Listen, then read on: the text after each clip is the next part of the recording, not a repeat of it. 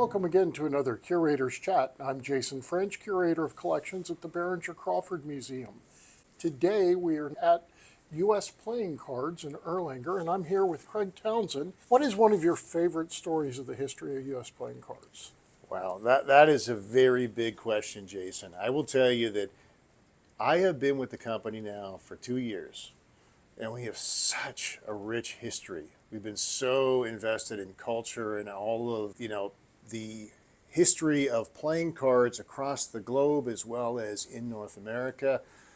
For me, I would say that learning a little bit about what we have done with the U.S. government, especially surrounding World War II. We had a interesting situation where the U.S. government contracted us to produce parachutes for dropping ordnance in Europe, which again is an interesting part that doesn't tie to playing cards, but is key to the role that USPCC has played with the government in supporting the United States of America, where we produced a escape deck for POWs in World War II. We've gone along from that to working with NASA, how we worked to develop the first fireproof deck. And that deck went into space in Skylab in 1973 and allowed our astronauts to play cards in an environment that wouldn't allow for paper. But there are so many different places and ways that we've interacted with culture and community and building cards. I can't even just pick one. I tell you that there are just millions of stories that pop to my mind of things that I find just so amazing that this company has done throughout the last 140-something years. It was in 1867 when we were founded. So there was a gentleman named Russell, a gentleman named Morgan. Basically, they were printing. And at one point, I think they were printing circus posters. And at some point, they decided that they wanted to get into the playing card business because they realized that was truly about culture and community. So right here in Cincinnati, in the local area, they opened a factory and started producing decks of cards and using those cards to help drive the steamboat industry as well. There was a lot of gambling and things that were going on, and they wanted to help facilitate that. As you know, with the Ohio River here, that was a big part of how people entertained at the time. So they started to produce the cards, and then over time acquired so many other playing card companies across the United States. It was around the late 1890s when truly United States Playing Card Company came the name. And then from that point on, it's been this great growth in history. But I will say this, Bicycle, which is our main brand, is 140 years old this year. So I'm sure most people don't realize when you think about brands and where the origin of the names come from, there was a gentleman that worked here who was looking at innovation at the time. And when he looked across the streets of Cincinnati, what he noticed was everyone was riding bicycles. And bicycles at that point, this was new tech, right? This was the most exciting innovation that was happening in the market. And he's like, we need to evolve like that. So we called our brand Bicycle. And now 140 years later, even though most people don't realize the root of it all, I still think it's a great brand name to have, and it's evolving just like the transportation is.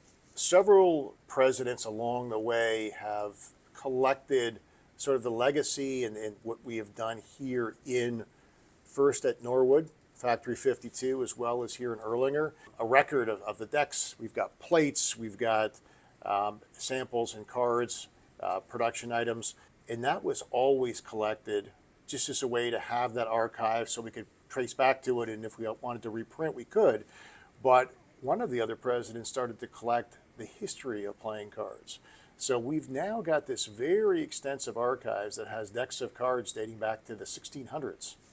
So these are physical cards. These were handmade cards back then, one deck at a time. I would say that in North America, there's not very many casinos that you can go to where you're not going to find our B brand of playing cards on the tables.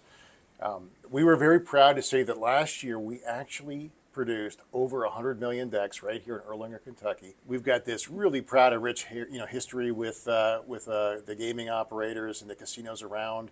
And yes, it did start back with those old riverboat days, but now has really gone global. in terms of a key part of the lifestyle. We build the best cards in the world, hands down. We always have. It's the best quality. We're the magician's choice. Anyone who touches our cards and feels them know that they shuffle better, they slide better, they play better, they gamble better. So we do have the gold standard, no question.